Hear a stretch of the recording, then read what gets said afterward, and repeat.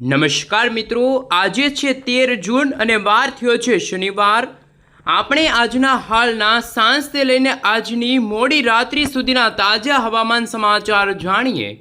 તો મિત્રો જાણી લેજો કે ગુજરાતના જાણીતા હવામાન નિષ્ણાંત એવા અંબાલાલ પટેલની અને પરેશભાઈ ગોસ્વામીની સૌથી મહત્વની આગાહી સામે આવી છે। સૌપ્રથમ મિત્રો અંબાલાલ પટેલ અને પરેશભાઈ ગોસ્વામીનું કહેવું છે કે વર્ષ 2026નું ચોમાસું ગુજરાત માટે ખૂબ જ નબળું સાબિત થતું હોય તેવા દ્રશ્યો સામે આવ્યા। કારણ કે મિત્રો જે ગઈકાલ સુધીમાં અરબ સાગરવાળી વરસાદી સિસ્ટમ સક્રિય હતી એ અત્યારે સિસ્ટમ ખૂબ જ નબળી પડી છે। તો બીજી તરફ બંગાળની ખાડીમાં તમે જોઈ શકો છો અત્યારે વાવાઝોડાની જેમ કડાકા ભડાકા થંડરસ્ટોર્મ એક્ટિવિટી અને તોફાની પવનોની તીવ્રતા સાથે ભારતના પૂર્વથી લઈને દક્ષિણ ભારતના તમામ રાજ્યમાં ચોમાસાનું આગમન થઈ ગયું છે। સાથે મિત્રો આજના આ વિડીયોની અંદર જાણીશું કે ગુજરાતમાં ચોમાસાનું આગમન ક્યારે થશે, ગુજરાતમાં ચોમાસાના વરસાદને લઈને અંબાલાલ પટેલે શું આગાહી વ્યક્ત કરી છે, નક્ષત્રને લઈને પણ અંબાલાલ પટેલની એક ચિંતાજનક આગાહી સામે આવી। સાથે મિત્રો અત્યારે પરેશભાઈએ કહ્યું એટલે પાકું, કારણ કે ગુજરાતમાં વર્ષ 2026નું ચોમાસું નબળું તો રહેવાનું છે, પરંતુ મિત્રો વર્ષ 2026ના ચોમાસાને લઈને ખેડૂતો માટે પણ ચિંતાજનક સમાચાર સામે આવ્યા। કારણ કે ગુજરાતમાં વાવણી લાયક વરસાદ આ વર્ષે થોડોક મોડો પડી શકે છે। પરેશભાઈ ગોસ્વામીનું કહેવું છે કે 22 જૂનથી લઈને 26 જૂનના સમયગાળા દરમિયાન ગુજરાતના 50% સુધીના જે વિસ્તારો છે ત્યાં હળવાથી મધ્યમ વરસાદ તો અમુક વિસ્તારોમાં વાવણી લાયક વરસાદની આગાહી છે એ વ્યક્ત કરવામાં આવી છે।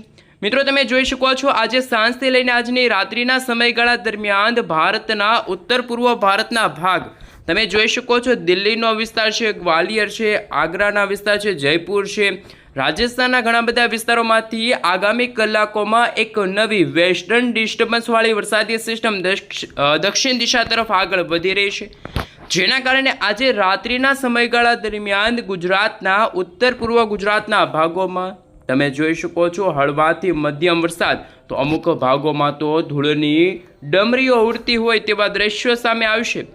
અત્યારનું તમે લાઈવ સેટેલાઇટ પિક્ચર જોઈ શકો છો કે હવામાન વિભાગના જણાવ્યા અનુસાર જે 4 જૂનના રોજ કેરળના દરિયાઈ કાંઠે ચોમાસાનું આગમન થયું હતું। એટલે કે મિત્રો વર્ષ 2026ના ચોમાસાનું આગમન સૌથી પહેલાં ભારતના કેરળના દરિયાઈ કાંઠે થયું, ત્યાર પછી એક દિવસમાં ચોમાસું આગળ વધ્યું, છલાંગ લગાડી અને મહારાષ્ટ્ર અને ખાસ મિત્રો રત્નાગિરીના દરિયાઈ કાંઠે ચોમાસાનું આગમન તો છેલ્લી 5 જૂન આસપાસ થઈ ગયું છે, પરંતુ છેલ્લા એક અઠવાડિયાથી ગુજરાતમાં જે વરસાદના સંકેતો હતા, વરસાદની જે આગાહી હતી એ આગાહી હવામાન વિભાગની ખોટી સાબિત થતી હોય તેવા દ્રશ્યો સામે આવ્યા। કારણ કે મિત્રો મુંબઈના દરિયાઈ કાંઠાથી માત્ર 100 કિલોમીટર દૂર ચોમાસું હતું, પરંતુ ઉત્તર ભારતના ભાગોમાંથી આવતી વેસ્ટર્ન ડિસ્ટર્બન્સવાળી વરસાદી સિસ્ટમના કારણે ચોમાસું છે ત્યારે મિત્રો ખૂબ જ નબળું પડ્યું। પરંતુ એક ત્યારે સમાચાર સામે આવ્યા કે પેસિફિક મહાસાગરના વિસ્તારમાં વાવાઝોડું બનતું જોવા મળી રહ્યું છે।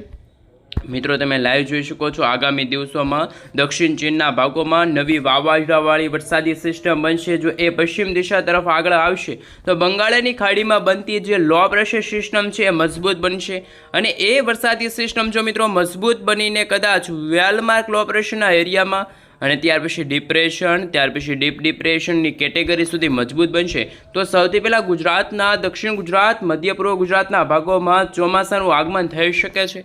અત્યારે તમે જોઈ શકો છો અત્યારે ગુજરાતના કયા કયા વિસ્તારમાં વરસાદની આગાહી છે, કયા કયા વિસ્તારમાં હવામાન વિભાગ તરફથી કેવા પ્રકારની વોર્નિંગ જાહેર કરવામાં આવી છે એમના વિશે વાત કરીશું। આઈએમડી તરફથી અમદાવાદ હવામાન વિભાગ તરફથી ગુજરાતનો મિત્રો જે નકશો રજૂ કરવામાં આવ્યો છે, લાંબા ગાળાની આગાહી વ્યક્ત કરવામાં આવી છે, એમના વિશે થોડીક વિગતવાર માહિતી મેળવીએ।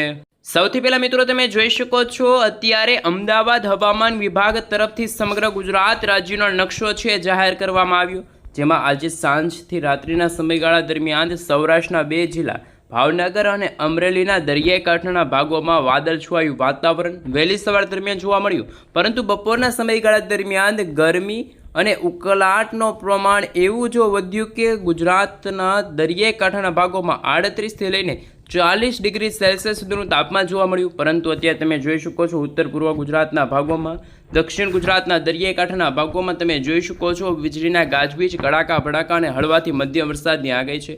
પરંતુ આવતીકાલથી ગુજરાતમાં વરસાદની માત્રા અને વિસ્તાર બંનેમાં ઘટાડો થશે. માત્ર દક્ષિણ ગુજરાતના 5 થી 6 જિલ્લાઓ છે કે જેમાં સુરત છે, તાપી છે, આ સાથે મિત્રો નવસારી છે, વલસાડ છે, ડાંગ છે, દમણ છે, દાદરાનગર હવેલીના વિસ્તારોમાં હળવાથી મધ્યમ તો અમુક ભાગોમાં ગાજવીજ સાથે વરસાદની શક્યતા વ્યક્ત કરવામાં આવી. મિત્રો તમે 15 જૂનના રોજ તમે જોઈ શકો છો ગુજરાતમાં ફરી એકવાર વરસાદની માત્રા અને વિસ્તાર વચ્ચે છોટાઉદેપુર અને નર્મદા જિલ્લાની અંદર વરસાદની આગાહી વ્યક્ત કરવામાં આવી. 16 તારીખના રોજ ફરી એકવાર સૌરાષ્ટ્રના દરિયાઈ કાંઠાના ભાગોમાં સાથે સાથે તમે જોઈ શકો છો મિત્રો જ્યાં દક્ષિણ ગુજરાતના, ઉત્તર પૂર્વ ગુજરાતના ભાગોમાં વરસાદની આગાહી વ્યક્ત કરવામાં આવી છે. 17 જૂનના રોજ નકશો જાહેર કરવામાં આવી રહ્યો છે. એમાં તમે જોઈ શકો છો કે દક્ષિણ ગુજરાતની સાથે સૌરાષ્ટ્રના દરિયાઈ કાંઠાના ભાગોમાં ગીર સોમનાથ અને દીવના વિસ્તારોમાં વરસાદની સંભાવના રહેશે. પરંતુ બદલાતા વાતાવરણને લઈને 18 જૂનના રોજ તમે જોઈ શકો છો કચ્છનો વિસ્તાર છે, ઉત્તર ગુજરાતના વિસ્તારો છે, સાથે મિત્રો પશ્ચિમ સૌરાષ્ટ્રના દેવભૂમિ દ્વારકા છે, પોરબંદર છે, જૂનાગઢ છે, જામનગર છે અને રાજકોટ જિલ્લાની અંદર અત્યારે વાતાવરણ બિલકુલ સૂકું વાતાવરણ જોવા મળી રહ્યું છે. પરંતુ મિત્રો 19 જૂનના રોજ તમે જોઈ શકો છો માત્ર સૌરાષ્ટ્ર અને દક્ષિણ ગુજરાતના ભાગોમાં જ વરસાદ જોવા મળશે. અને અત્યારે તમે લાઈવ જોઈ શકો છો IMD તરફથી સમગ્ર ભારત દેશનો નકશો રજૂ કરવામાં આવ્યો છે. ચોમાસાના આગમનને લઈને મિત્રો તમે આ કથાઈ કલરનો ભાગ જોઈ શકો છો. ત્યાં મિત્રો અત્યારે ચોમાસાનું આગમન વિધિવત રીતે થઈ ગયું હોય તેવા દ્રશ્યો સામે આવ્યા. ખાસ તમે જોઈ શકો છો કે ગઈકાલે જે તારીખ 13 જૂનના રોજ જો હવામાન સમાચાર સામે આવ્યા હતા કે મુંબઈના દરિયાઈ કાંઠાથી દૂર આ ચોમાસું આ રીતે છે આગળ વધી રહ્યું છે. એટલે કે અરબ સાગરના દરિયાથી બંગાળની ખાડી સુધી અને ખાસ બંગાળની ખાડીથી લઈને પૂર્વ ભારતના ભાગોમાં ચોમાસાનું આગમન થઈ ગયેલું હોય તેવા દ્રશ્યો સામે આવ્યા. પરંતુ અત્યારે આપણું ગુજરાતનું વાતાવરણ બિલકુલ ચોખ્ખું છે અને ગુજરાતમાં જોઈ શકો છો કે આવનારી 15થી લઈને 20 અથવા તો 20 થી 25 અથવા તો 25 થી લઈને 30 જૂનના સમયગાળા દરમિયાન ગુજરાતના 100% વિસ્તારો હશે કે જ્યાં ચોમાસાનું આગમન થતું હોય તેવા દ્રશ્યો સામે આવશે. નકશાઓ બતાવવામાં આવી રહ્યા છે. હવામાન વિભાગની આગાહી પણ સામે આવી રહી છે. સાથે સાથે મિત્રો અત્યારે તમે જોઈ શકો છો અત્યારનું લાઈવ સેટેલાઇટ ઇમેજ ઉપર નજર કરીએ તો ઉત્તર ભારતથી લઈને પૂર્વ ભારતના ભાગોમાં અત્યારે એક વેસ્ટર્ન ડિસ્ટર્બન્સવાળી વરસાદી સિસ્ટમ સક્રિય છે. તો ગુજરાતના પણ ઘણા બધા ભાગોમાં અત્યારે વાદળછવાયું વાતાવરણ જોવા મળી રહ્યું છે, જેમાં કચ્છના વિસ્તારો છે, ખાસ કે મિત્રો નળિયા છે, લખપત છે, ગાંધીધામના વિસ્તાર છે, રાપર છે, સાથે મિત્રો હવે પછીની માંડવીના વિસ્તારો છે, ખાવડના વિસ્તારો છે. તો ઉત્તર ગુજરાતના બનાસકાંઠા, સાબરકાંઠા, અરવલ્લી, મહીસાગર, દાહોદ લાગુના વિસ્તારમાં પણ હવામાન વિભાગના જણાવ્યા અનુસાર છૂટાછવાયેલા વિસ્તારોમાં હળવાથી મધ્યમ ગાજવીજ સાથે વરસાદ જોવા મળશે. જ્યારે બંગાળની ખાડીમાં તમે જોઈ શકો છો કે અત્યારે વર્ષ 2026નું પ્રથમ વાવાઝોડું સક્રિય બનવા જઈ રહ્યું હોય તેવા દ્રશ્યો સામે આવશે. પરંતુ બંગાળની ખાડીવાળી વરસાદી સિસ્ટમ પણ માત્ર 24થી લઈને મિત્રો 48 કલાક સુધી જ સક્રિય રહેશે. ત્યાર પછી ઉત્તર ભારતના ભાગો તરફથી આવતા જે ભેજના પવનો છે એમના કારણે આ વરસાદી સિસ્ટમ થોડીક નબળી સાબિત થતી જોવા મળવાની છે. મિત્રો તમે 22 જૂનના રોજ તમે જોઈ શકો છો કે જે અત્યારે બંગાળની ખાડી સક્રિય છે તો 22 જૂનના રોજ અરબ સાગરનો દરિયો ફરી એકવાર સક્રિય થશે અને એ સિસ્ટમ ઉત્તર દિશા તરફ આગળ વધશે. તો દક્ષિણ ગુજરાતના ભાગોમાં સુરત, તાપી, નવસારી, દમણ, દાદરાનગર હવેલીના ઘણા બધા ભાગોમાં મિત્રો આગામી દિવસોમાં 1 થી લઈને 1.5 ઇંચ સુધીના વરસાદનું પૂર્વાનુમાન છે એ જાહેર કરવામાં આવી રહ્યું છે. બદલાતા વાતાવરણને લઈને તમે જોઈ શકો છો પૂર્વ ભારતના ભાગોમાં અત્યારે મેઘતાંડવ શરૂ છે, વીજળીના ચમકારા, કડાકા ભડાકા સાથે વરસાદ શરૂ છે. મધ્ય ભારતના વિસ્તારમાં તમે જોઈ શકો છો 17 તારીખના રોજ જે વેસ્ટર્ન ડિસ્ટર્બન્સવાળી વરસાદી સિસ્ટમ સક્રિય થશે, કદાચ તે વેલમાર્ક ઓપરેશનના એરિયામાંથી જો આગળ વધીને ગુજરાત નજીક પહોંચે તો પણ ગુજરાતના ઘણા બધા ભાગોમાં વરસાદ જોવા મળશે. હૈદરાબાદનો વિસ્તાર છે, નાગપુર છે, ભુવનેશ્વર છે, વિશાખાપટ્ટનમના જે આ બધા રાજ્યો છે ત્યાંથી એક વરસાદી સિસ્ટમનું માળખું છે એ કદાચ પશ્ચિમ દિશા તરફ આગળ વધે તો ગુજરાતના ઘણા બધા ભાગોમાં ચોમાસાના આગમનના સંકેતો જોવા મળશે. હાલ પૂરતા તો એવા સમાચાર છે કે ગુજરાતમાં અત્યારે મૃગશીર્ષ નક્ષત્ર ચાલી રહ્યું છે. આ નક્ષત્ર દરમિયાન જો ગુજરાતમાં વરસાદ નહીં પડે તો આખો આ વર્ષ 2026નું ચોમાસું છે ખૂબ જ ખરાબ જોવાનું છે, નબળું રહેશે. ખેડૂતો માટે પણ આ ચિંતાના સમાચાર સામે આવ્યા. પરંતુ વાતાવરણ બદલાઈ રહ્યું છે, વાદળછવાયું વાતાવરણ વહેલી સવાર દરમિયાન જોવા મળી રહ્યું છે.